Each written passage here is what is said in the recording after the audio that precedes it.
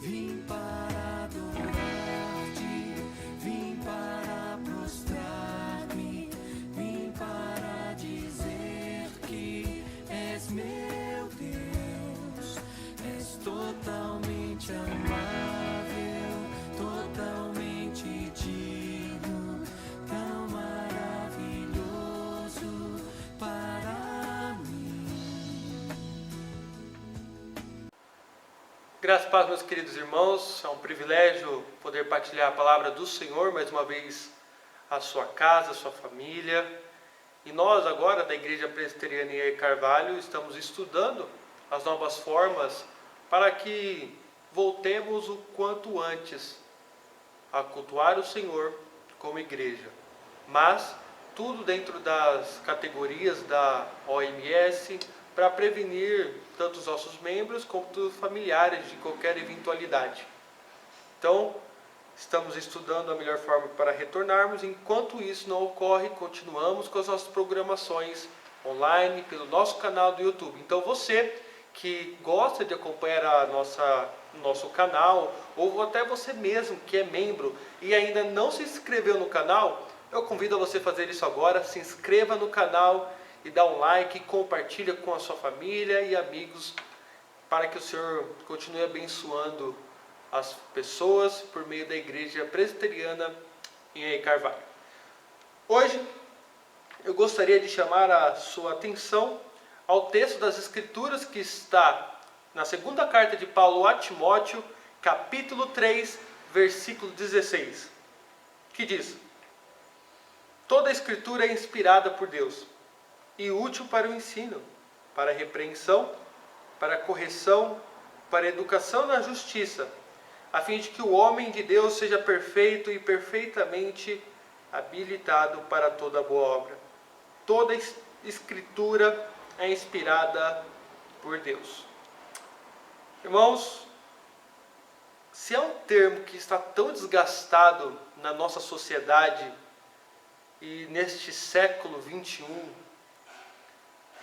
é o termo autoridade. Hoje em dia há um fenômeno espalhado por todo o mundo referente ao ódio, à insubmissão quanto a essas autoridades. Estamos vivendo períodos turbulentos em toda a esfera política, econômica, e isso não se restringe somente ao Brasil. É o aspecto mundial. E você pode ver que as pessoas cada vez mais estão desapontadas com qualquer tipo de autoridade. Pessoas, elas se decepcionam e logo são levadas às turbas, às multidões, para que se rebelem contra qualquer tipo de autoridade e liderança que lhes é imposta. Então, assim, nós vivemos numa cultura onde o ódio é inflamado, apoiado contra qualquer tipo de autoridade. Essa questão veja você que não é somente no aspecto político. Como estão as nossas escolas? Antes, você que já tem certa idade, você deve lembrar que há tempos atrás os professores eram tidos como figuras de autoridade na sala de aula. Eram tidos como figuras a quem se devia respeito. Hoje em dia não existe mais isso. Hoje em dia parece que é o aluno que tem que ser respeitado em detrimento do professor. A autoridade passou do professor para os alunos. Hoje em dia o professor ele não pode nem ser visto como aquele que tem conteúdo e tem o que passar para os alunos. Não. Hoje em dia a mentalidade é de que o professor tem que se rebaixar ao nível intelectual do aluno e dialogar com o aluno numa corrente dupla, onde ele ensina o aluno e o aluno também ensina o professor. Sabe por quê? Porque a pós-modernidade odeia autoridades. E o que dizer da família? A família também foi prejudicada nessa onda contra as autoridades. Pais que por vezes têm medo de se colocar e de se impor dentro das suas casas. Filhos rebeldes que surfam nessa onda de insubmissão e desrespeitam seus pais.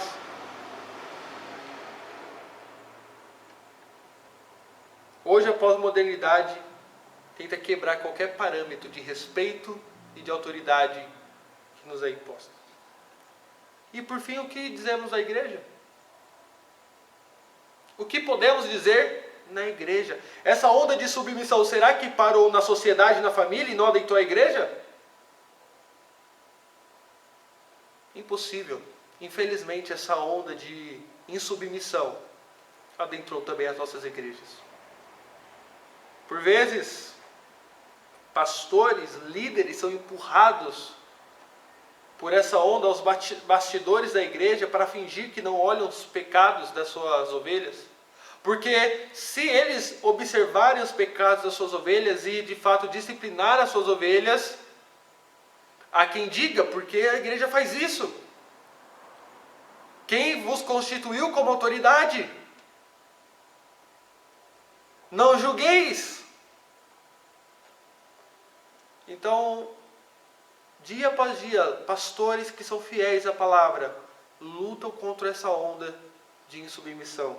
Membros que não aceitam a disciplina eclesiástica, faltosos. E por vezes, pastores eles se veem numa bifurcação. Ou eles são fiéis a Cristo, ou eles se rendem para serem bem vistos pela sociedade e pela igreja. E os liberais, por vezes, são tidos como amorosos e legais. Gente da gente. Enquanto os pastores que apenas querem ser fiéis a Cristo sofrem com o veneno da insubmissão que adentrou a igreja.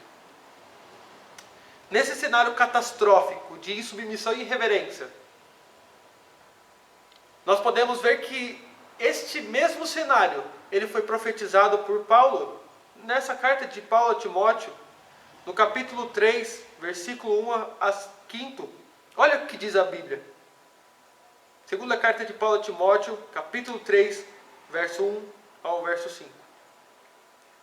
Sabe, porém, isto, nos últimos dias sobrevirão tempos difíceis, pois os homens serão egoístas, avarentos, jactanciosos, arrogantes, blasfemadores, desobedientes aos pais, ingratos, irreverentes, desafeiçoados, implacáveis, caluniadores, sem domínio de si, cruéis, inimigos do bem, traidores, atrevidos, infatuados, mais amigos dos prazeres do que amigos de Deus, tendo forma de piedade, negando-lhe, entretanto, o poder. A pergunta que eu te faço, diante desse cenário catastrófico, o que fazer? Diante dessa atmosfera de insubmissão, qual é a alternativa e qual é o caminho que nos resta? Um dos melhores remédios para a igreja e para a família em tempos de insubmissão é nós resgatarmos a doutrina da autoridade da Bíblia. Foi esse remédio que Paulo receitou a Timóteo como arma. Timóteo, toda a Escritura é inspirada por Deus. Timóteo, prega a palavra, quer seja oportuno, quer não. Prega a palavra, toda a Escritura é inspirada por Deus. Em outras palavras, Timóteo, o remédio que nós temos para tempos como estes, onde os homens são irreverentes, é mostrar-lhes a autoridade das Escrituras. Então, o resgate à autoridade das Escrituras como palavra de Deus é um grande caminho que nós temos para não sucumbirmos a essa atmosfera de insubmissão e de perdição. Então, o meu objetivo nesse estudo é deixar claro por que a Bíblia tem autoridade e como essa autoridade deve ser exercida no crente, na família do crente, na vida do crente e na igreja. Então, primeiro, vamos responder agora. Por que a Bíblia tem autoridade? Então, eu acredito que eu deva responder essa pergunta logo de cara, para que as coisas fiquem claras para nós. Tá? O que torna a Bíblia tão especial? Por que ela tem autoridade em detrimento de outros livros normais? Primeiro, do ponto de vista histórico, nós ficamos surpresos com a Bíblia.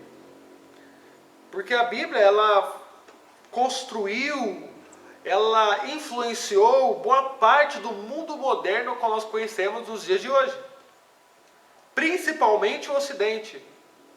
E muitas foram as tentativas de aniquilarem as Sagradas Escrituras. Muitos imperadores romanos se levantaram, muitos inimigos de Deus se levantaram para colocar fim a este santo livro. Mas não conseguiram.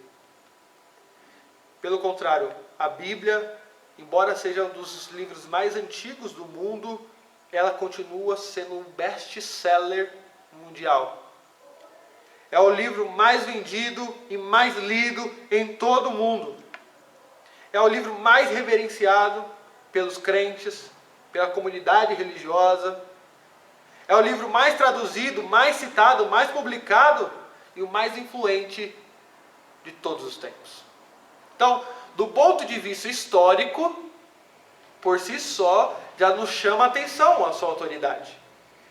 Mas, do ponto de vista espiritual, a Bíblia tem autoridade porque ela é divina, humana. A Bíblia tem um lado humano porque ela não caiu do céu para nós. Ela foi escrita por homens de diferentes épocas, diferentes culturas, línguas e épocas diferentes. Mas quando dizemos que a Bíblia tem autoridade, não é nem tanto pelo seu lado humano, mas por conta do seu lado divino. Porque na Bíblia nós entendemos que ela é o registro da revelação de Deus aos homens. Especialmente ao seu povo eleito. E dentro desse povo eleito ao qual Deus quis se revelar, Ele escolheu homens especiais, ao qual Ele mesmo os capacitou para registrar o ato de Deus se revelar na história. A Bíblia contém o registro de Deus, o onipotente Deus, o majestoso Deus, se revelando aos homens. Então, nesse processo de revelação, Deus escolhe homens ao qual Ele capacitou para que registrasse essa revelação. Esse processo de capacitação se chama inspiração. Portanto, a Bíblia ela tem autoridade por ser o registro da revelação de Deus. O grande tema da Bíblia é Deus revelando-se aos homens. A Bíblia não retrata a busca da humanidade para com Deus. Ela não retrata o homem correndo atrás de Deus. Não, pelo contrário. A Bíblia retrata Deus descerrando os céus, chegando até o homem e revelando-se, salvando o homem e mostrando quem ele é. Essas manifestações, essas revelações foram tidas de muitas maneiras. Você vai encontrar nas Sagradas Escrituras manifestações, visões, falas, onde Deus se propôs a ser conhecido por esses homens. E por último, a maior revelação de todas, na pessoa do seu Filho Jesus Cristo. A revelação mais esplêndida de Deus é quando Ele encarna na pessoa do Filho, o Senhor Jesus Cristo. E onde você vai encontrar tudo isso? Nas Escrituras. Nas Escrituras. Não tem como você desassociar o conhecer a Deus com as Sagradas Escrituras, porque as Escrituras são o registro infalível da revelação de Deus ao longo da história. Portanto, as Escrituras têm autoridade, porque são um instrumento pelo qual Deus escolheu registrar a sua revelação aos homens. Hebreus vai falar que Deus se revelou e falou de muitas maneiras pelos pais, pelos profetas, pelos apóstolos, mas hoje é diferente. Hoje ele nos fala pelo Filho de Deus. O Filho de Deus é a exata expressão do seu ser. E onde está registrado tudo isso? Na Bíblia. Na Bíblia. Então, eu espero nessa primeira parte ter respondido por que a Bíblia tem autoridade, porque ela constitui-se na revelação registrada por homens inspirados por Deus. Então a Bíblia contém a revelação de Deus e ela foi registrada por homens capacitados pelo Espírito Santo, ou seja, inspirados por Deus para registrarem de forma infalível e inerrante. Hoje nós temos a revelação de Deus por escrita. Hoje nós temos a revelação de Deus por escrita de forma infalível e inerrante. E por isso só a Bíblia tem autoridade. Mas eu acredito que seja necessário eu definir para vocês o que seria necessariamente inspiração. Por quê? Na modernidade, principalmente por volta do século XX, houve muitos teólogos, principalmente de linha europeia, que pegaram esse termo de inspiração e distorceram. Então, hoje as pessoas parecem que não têm uma ideia muito clara. Por exemplo, é muito comum você olhar aí as pessoas dizendo, eu não acredito que a Bíblia é a palavra de Deus, mas que a Bíblia contém a palavra de Deus. Isso são linhas europeias, liberais, onde eles, com a tesoura na mão, escolhem o que é palavra de Deus do que não é palavra de Deus. Então, é necessário definir o que eu quero dizer por inspiração para que nós não caiamos nesses erros. Tem outras linhas que vão dizer, olha, a Bíblia não é palavra de Deus, mas ela se torna a palavra de Deus na medida em que você lê e o seu coração queima. Então, naquele momento em que seu coração queima e você tem aquela experiência mística com a Bíblia, naquele momento tornou-se palavra de Deus para você. Isso é uma outra linha liberal, uma mentira. Então, o que eu quero dizer quando eu falo sobre inspiração? Porque perceba, a autoridade da Bíblia, ela está sobre dois pilares. Primeiro, porque ela contém a revelação de Deus. Segundo, porque ela foi escrita por homens inspirados por Deus. Então, o que eu quero dizer sobre esse pilar chamado inspiração? Primeiro, em primeiro lugar, por inspiração, eu não quero dizer que certas porções da Bíblia são inspiradas e outras não. Eu não quero dizer isso quando eu digo inspiração. Porque há quem pense assim, como eu falei para vocês. Que as coisas que Jesus falou nos evangelhos tornam-se inspiradas por Deus. O restante, o que Paulo falou, o que Tiago falou, o que outros profetas falaram, isso não é palavra de Deus. É muito comum hoje na internet, principalmente, você perceber pessoas que, por exemplo, são a favor da homossexualidade.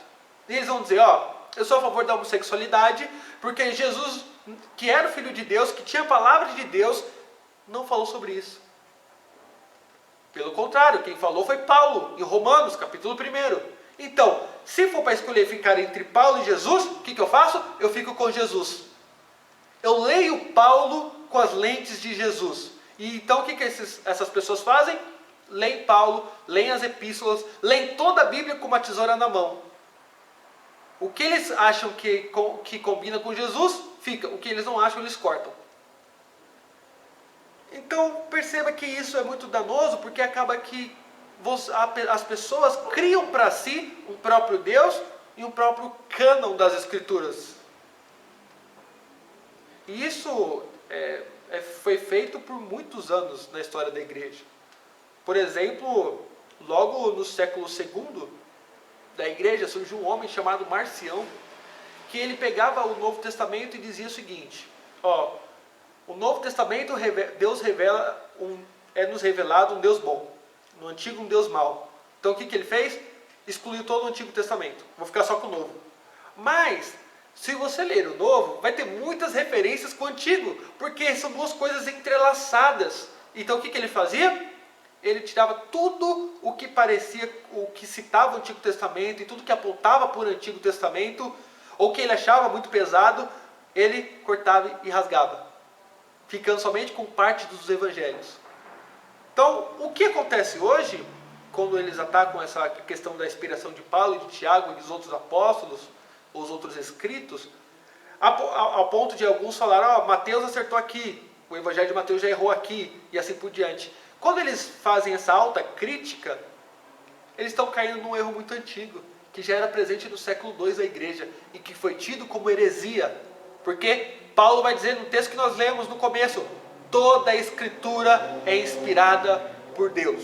Então, em primeiro lugar, quando eu quero dizer por inspiração, quando eu falo inspiração, eu não quero dizer que algumas partes são inspiradas e outras não. Nós acreditamos que todas as escrituras, de Gênesis a Apocalipse, é inspirada por Deus.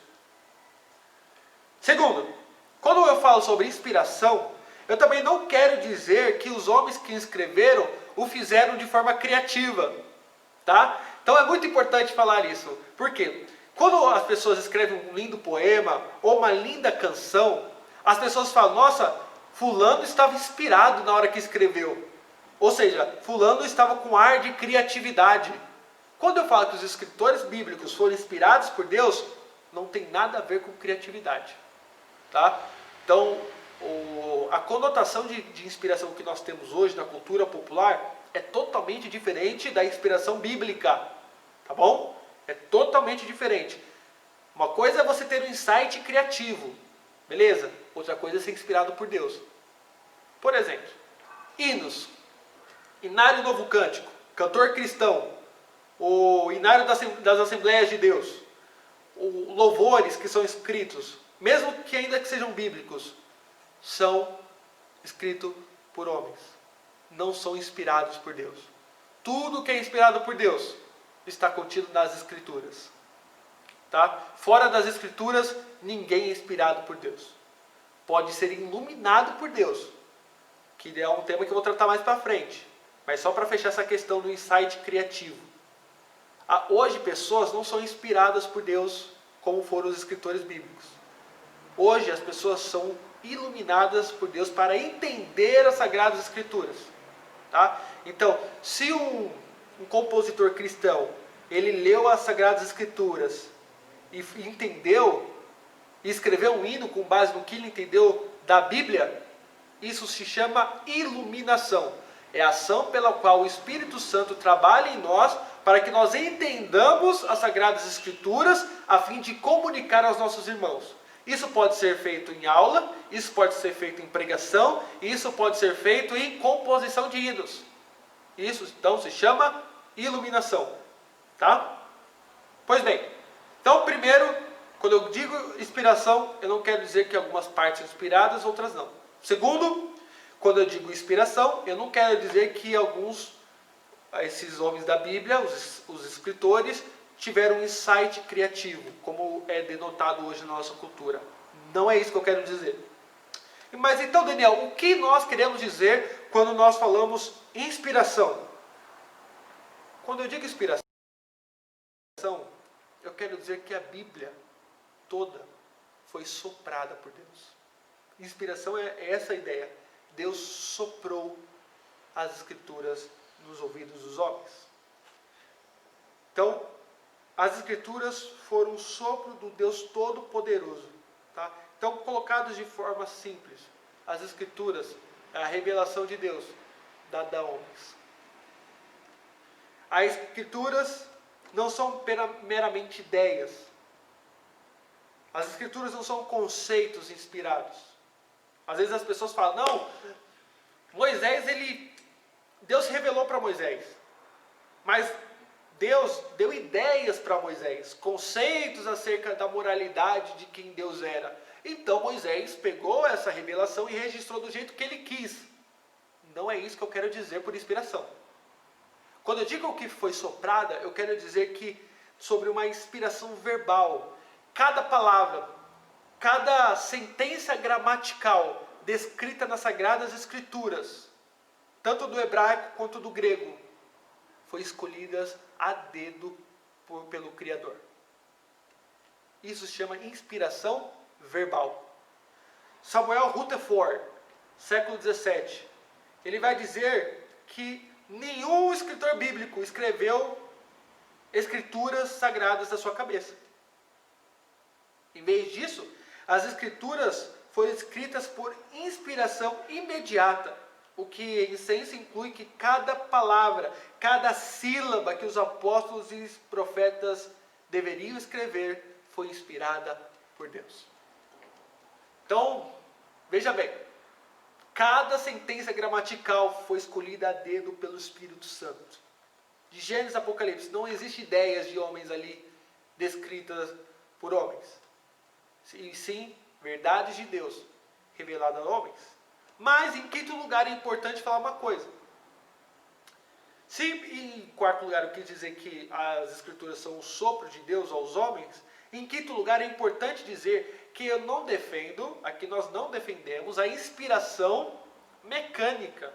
O que é inspiração mecânica? A inspiração da Bíblia não foi feita por um processo mecânico de psicografia, onde o Espírito Santo incorporou, ou qualquer espírito incorporou a pessoa perdeu os sentidos e começou a escrever coisas que ela mesma não sabia. Não é esse tipo de inspiração que eu quero dizer. Quando eu digo que Deus inspirou homens, Ele o fez se valendo do estilo, da personalidade e dos jeitos desses homens, do caráter desses homens. Você vai ver na Bíblia, Paulo escreve diferente de Tiago. Isaías escreve diferente de Abacuque. Você que é um leitor assíduo da Bíblia, ou se você não é, eu encorajo a ser, comece a comparar, conforme você vai pegando familiaridade com a Bíblia, vai chegar a um ponto que mesmo que a pessoa leia para você e não fale a referência, você vai falar, opa, esse linguajar é de Paulo. Esse linguajar é de João. Filhinhos. Quem é que fala filhinhos, tem esse tom amoroso na Bíblia, senão João? Então aí você vai ler uma carta aos Gálatas, que ele vai dizer, ó insensatos, ó Gálatas insensatos. Né? Aí você vai ver uma linguagem mais áspera ali, você vai falar, opa, esse é o jeitão de Paulo. Então, com o passar do tempo, você vai se familiarizando e vai sabendo que Deus usou homens, inspirou homens, utilizando a sua personalidade. Tá? Então, não foi uma incorporação, mas sim o extravasar de Deus, guiando homens através do seu Espírito Santo, através da sua personalidade. E uma ilustração que Dr. Martin Lloyd Jones utiliza, que eu acho fantástico para ilustrar essa parte, é com uma imagem de um homem montando um cavalo. Olha que interessante. O homem ele quer ir de um lugar para o outro, então ele usa, no certo dia, um cavalo. Esse cavalo, ele é diferente, ele é rápido, e ele é jovem, e vai levar ele até o centro da cidade. Ele monta no cavalo e vai até o centro da cidade, e volta de uma forma rápida, veloz. No outro dia ele quer usar um outro cavalo, mas um cavalo já mais velho, tem os trejeitos dele, e ele estava até meio manco, diferente do outro dia, do outro cavalo. Mas, apesar de esse cavalo ser manco, titubear para um lado ou para o outro e ser mais velho, o caminho, embora seja diferente de ontem, ele vai levar esse homem para o centro da cidade do mesmo jeito que o outro cavalo veloz. Então, o homem é o mesmo, o caminho é o mesmo, o destino é o mesmo. O que muda? O cavalo. Isso é a inspiração das Escrituras. O autor é o mesmo. O propósito é o mesmo. A inspiração é a mesma. O que muda? A personalidade de cada escritor. Tá bom? Pois bem, agora que nós definimos o que é inspiração e o que não é inspiração, vamos agora partir, agora que nós vimos de uma forma geral, vamos agora partir para o modo particular. Toda vez que nós estudamos a Bíblia e as Escrituras de forma sistemática, doutrinária, a fim de extrair das Escrituras as suas verdades mais belas, o que nós devemos fazer? Sempre partir do geral para o particular. Agora que nós vimos de forma geral o que é inspiração, vejamos então a inspiração segundo alguns textos bíblicos. Vejamos então, segundo alguns textos bíblicos, primeiro, afirmando que o Antigo Testamento é sagrado às Escrituras, é inspirada por Deus, e depois afirmando que o Novo Testamento também foi inspirado por Deus. Primeiro então, lugar, vamos ver aí o Antigo Testamento afirmando que ele mesmo é a palavra de Deus, autoritativa, cheia de autoridade para os homens de todas as épocas. Você percebe isso olhando, lendo as Escrituras, há várias passagens na Bíblia, a qual ela mesma se chama de Escritura. Escritura, com E maiúsculo, significa escrito santo. Um escrito que não é comum, mas especial. E além do termo Escritura, que você pode enxergar na Bíblia do começo ao fim, ela sempre se descreve como palavra de Deus. Na Bíblia você vai ver muitas vezes ela se referindo a si própria como o Senhor disse, o Senhor falou, e veio a palavra do Senhor. Essa expressão que aponta para a palavra do Senhor, a palavra de Deus, é encontrada só no Antigo Testamento 3.808 vezes. Uma ilustração, um texto para nós ilustrarmos essa verdade. Deuteronômio, capítulo 18, versículo 18. Suscitar-lhe-ei um profeta no meio de seus irmãos, semelhante a ti, em cuja boca porei as minhas palavras. E ele lhes falará tudo o que eu lhe ordenar. Olha que coisa interessante. Nós sabemos que esse é um texto que aponta claramente para o Senhor Jesus Cristo. Alguém que se pareceria com Moisés e que teria a palavra de Deus. Mas, além de apontar para Cristo, essa passagem nos fala muito acerca da natureza do Antigo Testamento e da natureza do exercício profético de Moisés. Quando o Senhor diz, olha, eu vou levantar um profeta entre os seus irmãos, entre o povo hebreu, semelhante a ti, cuja boca porei as minhas palavras. Então, veja que o ofício de Moisés, como ofício dos profetas, era nada mais, nada menos que Deus colocando as suas palavras neles. A Bíblia está repleta dessa ideia. Você pode ver isso em Ezequiel, capítulo 1, versículo 3. Oséias, logo no começo também, versículo 1, ali do capítulo 1. Jonas, Abacuque. Sempre você verá, e veio a palavra do Senhor. Eis que a palavra do Senhor diz.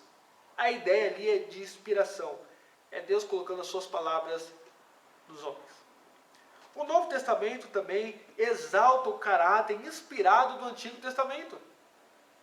Vemos o Senhor afirmando que as Escrituras são inspiradas por Deus e elas não podem ser negadas. Você vê isso lá em João 10, versículo 34, 35. Ele falando ali com os fariseus, olha, as Escrituras não podem ser negadas. Há muitos textos do Novo Testamento afirmando a inspiração do Antigo. Gálatas 3,16, 1 de Pedro 1,10 ao 12, Marcos capítulo 12, versículo 26 e 27, segunda carta de Paulo a Timóteo, capítulo 3, versículo 16.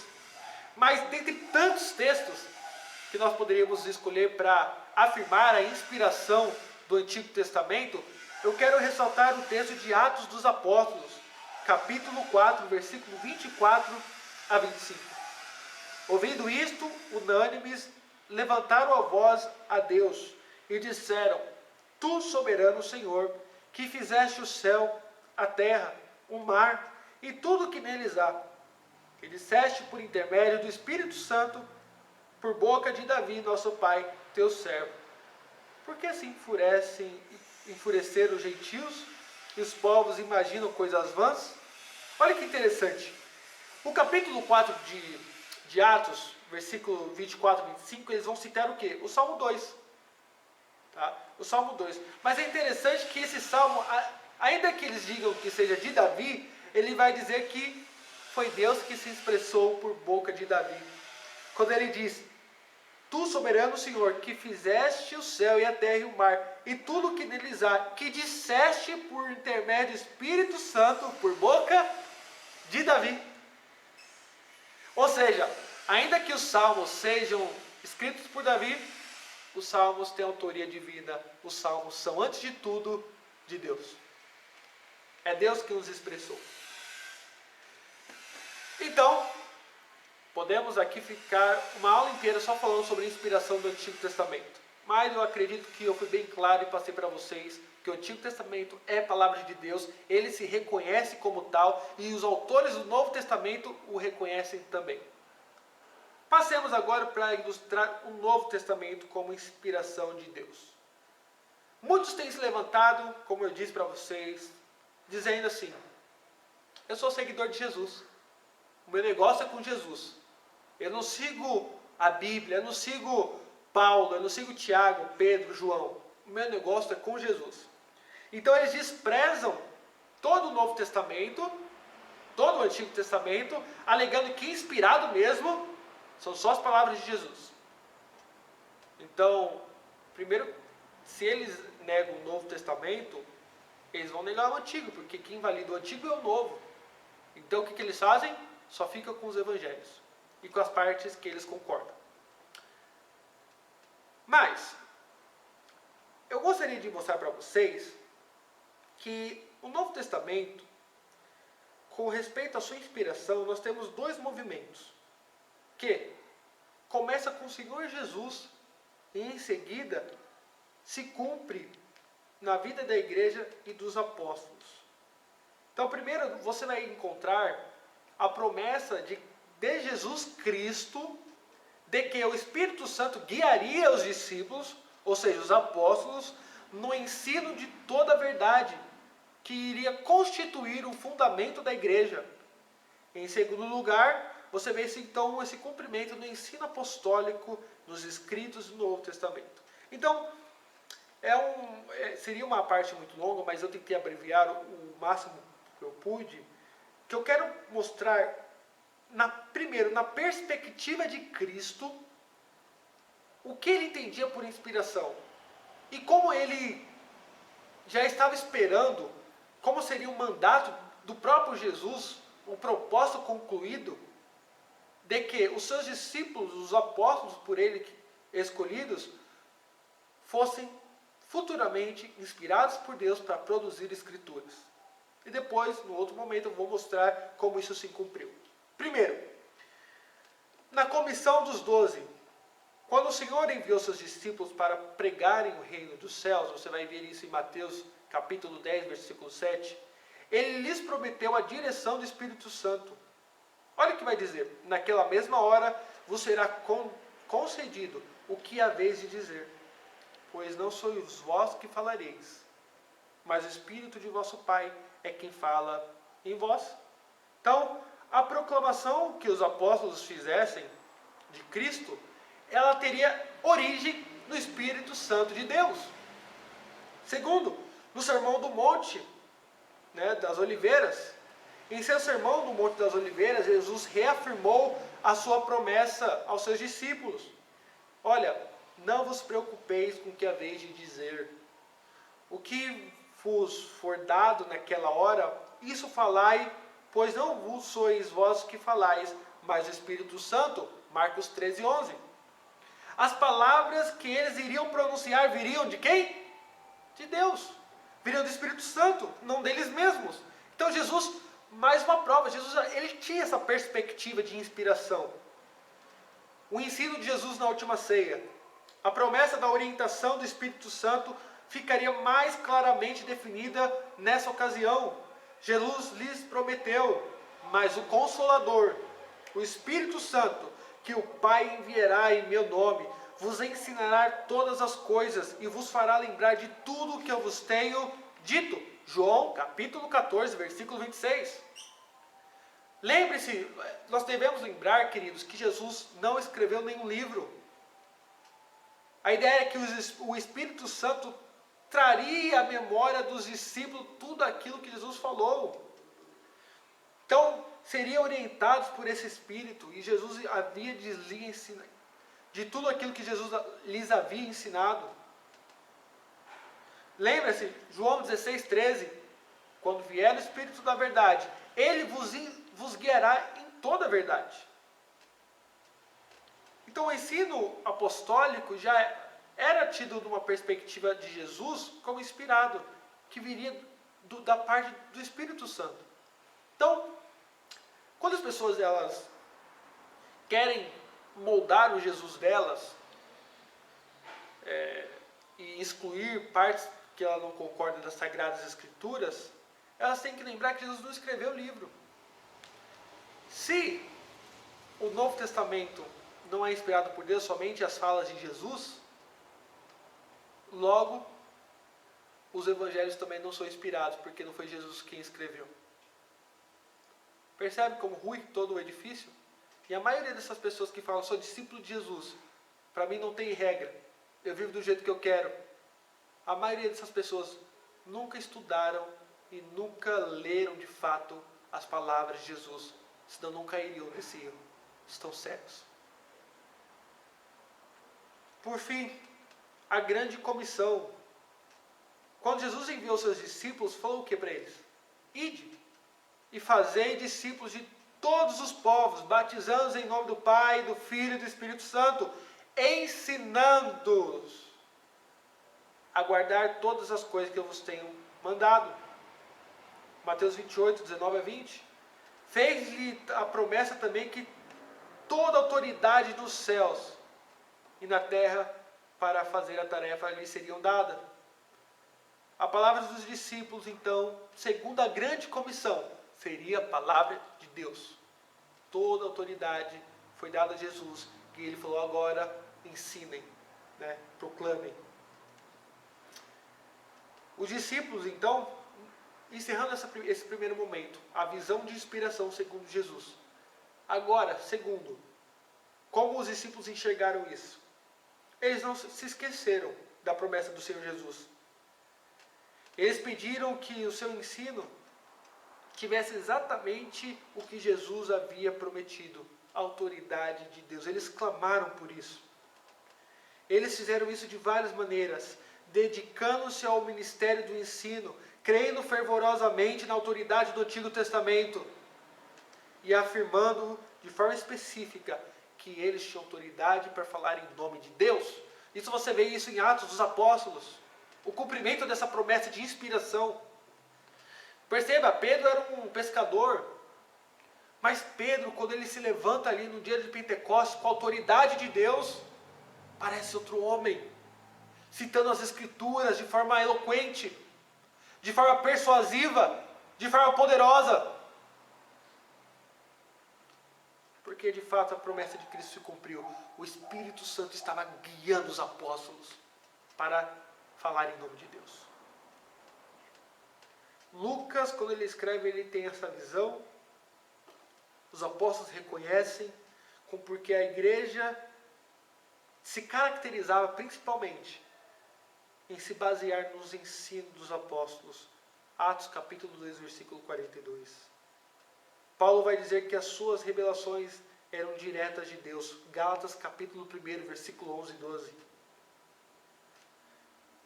Então, veja que a Bíblia, ela foi edificada sobre o fundamento dos apóstolos e dos profetas, no sentido de que foram homens inspirados, capacitados e autorizados por Deus para eles escreverem e falarem em nome de Deus.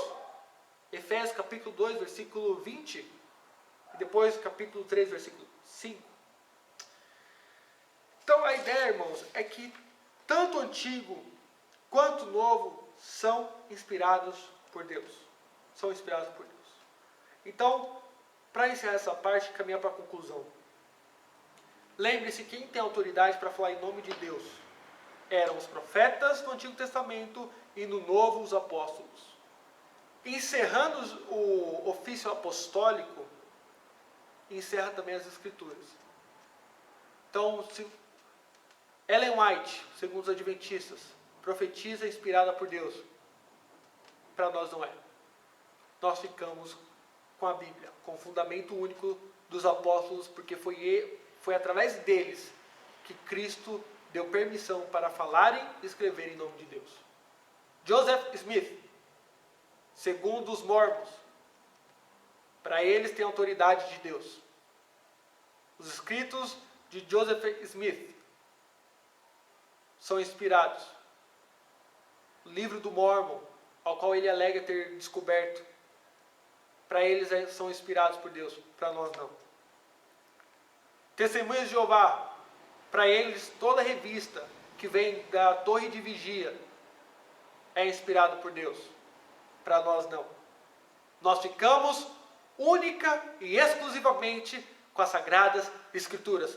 Antigo e Novo Testamento bastam para nós, como regra de fé e prática.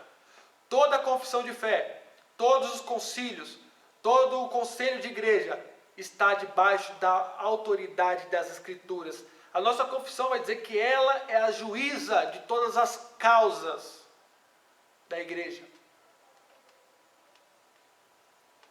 Encerrando então o ofício apostólico e profético, encerra-se também o cânon das Escrituras. Não há mais ninguém com voz e autoridade para falar em nome de Deus revelação nova. Quando nós pregamos a Bíblia, a nossa tarefa é extrair verdades das Escrituras e não de nós mesmos e não de qualquer pensamento que nós tenhamos acerca de Deus ou do mundo. Toda pregação parte da Bíblia, todo ensino parte da Bíblia, todos os louvores partem da Bíblia. A ideia é que a Bíblia direciona tudo o que fazemos na igreja. Tá bom? Nesse sentido, Deus abençoa a sua igreja por meio desses instrumentos. Pregação, ensino, porque eles estão baseados na autoridade das Escrituras. Conclusão. Espero ter deixado claro a origem e a autoridade das Escrituras, sendo elas o registro da revelação de Deus feita por homens capacitados pelo Espírito Santo, portanto, homens inspirados por Deus. Se eu tenho a Bíblia como revelação de Deus e inspiração de Deus, eu não posso negociar esses dois pilares. E se eu creio nessas duas coisas, a Bíblia tem que ter a última palavra na minha criação de filhos, no meu casamento, na minha postura como homem. A Bíblia tem a última palavra. Hoje você pode ver adventos aí ideológicos como o feminismo, onde eles dizem, olha, mulheres, vocês podem fazer o que vocês quiserem. Não há limites morais para vocês. Não há autoridade nenhuma para vocês. Eu digo, cuidado, é mentira, é veneno de Satanás. A Bíblia coloca limites aos seres humanos, tanto em homens quanto em mulheres. Cada figura tem o seu papel. A mulher tem o papel dela de esposa. O homem tem seu papel de marido. E os filhos têm os seus papéis de filhos. Não podemos inverter os valores. E ainda que seja loucura para o mundo, nós continuamos com a Bíblia. Então, o meu clamor para você que me assiste é: reflita aonde a Bíblia está inserida na sua família, na sua casa. Quando a Bíblia fala que moralidade é pecado, por que por vezes, quando nós assistimos séries e filmes, não pulamos as cenas de imoralidade? Ou, cá entre nós, há filmes e séries que nem convém nós assistirmos, não é verdade? A sua consciência pesa para você, a Bíblia se levanta contra você, e mesmo assim você vai e assiste, contaminando o templo do Espírito Santo, fazendo com que o Espírito Santo se entristeça. Porque você acha que você não consegue vencer pecados? Porque para você acha que por vezes seu casamento está falindo, seus filhos não te veem como autoridade? Porque por vezes, irmãos, a Bíblia não está no centro das nossas vidas e muito menos na nossa família. Ela é autoridade. E se você se colocar de forma submissa à autoridade das Escrituras, bem-aventurado você será. Mas, por último, eu quero deixar claro que o homem caído em seus pecados, o homem que ainda está morto em seus delitos e pecados, que serve ao príncipe das trevas, ele não consegue enxergar a Bíblia como autoridade. E se você enxerga a Bíblia como autoridade, dê graças a Deus. Porque aqueles que estão ouvindo, ou aqueles que são insubmissos, ou aqueles que têm repulsa para com a autoridade da Bíblia, eles não podem enxergar porque estão mortos. Você não consegue persuadi-los a crer. A nossa confissão de fé de Westminster vai dizer: pelo testemunho da igreja podemos ser movidos e incitados a um alto, reverente apreço das Escrituras Sagradas. A suprema excelência do seu conteúdo, a eficácia da sua doutrina, a majestade do seu estilo, a harmonia entre as suas partes, o escopo do seu todo, que é da glória a Deus, a plena revelação que faz do único meio de salvar o homem e as suas muitas outras excelências incomparáveis e completa perfeição, são argumentos pelos quais abundantemente se evidencia ser ela a palavra de Deus.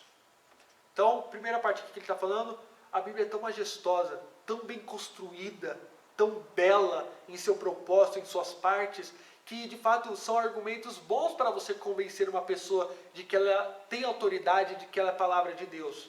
Mas olha o que vai continuar dizendo na confissão: contudo, a nossa plena persuasão e certeza da sua infalível verdade e divina autoridade provém da operação interna do Espírito Santo, que pela palavra e com a palavra testifica em nosso coração.